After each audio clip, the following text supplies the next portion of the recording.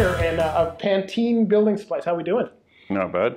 Good. So you won Dispatcher of the Year. Congratulations. Thank you. Yeah. Did you know you're up for the award? What is it? Making the guys go as fast as possible? What's the criteria for Dispatcher of the Year?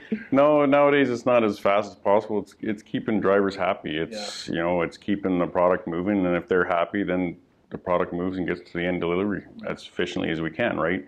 Outside of that, it's following the rules. There's so many rules and regulations out there now that you have to abide by. It's a lot of knowing what you have to know to get the product out the door, right? So, how many drivers would you have under your control, I guess we'll say?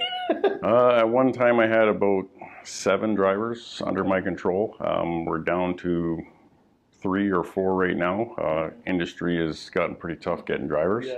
And I ended up having to fill in myself for a driver for a year while I was doing the dispatching role as well, just to keep the industry rolling, right? So, in most companies, and I'm like yourself, I drove and I used to dispatch more on a relief basis than on a full-time basis. But there's a lot of moving parts to dispatch, from customers to drivers to issues happening on the. How do you deal with all of those? Have you found a secret to keep it all calm? Because you're supposed to be the calm one, right?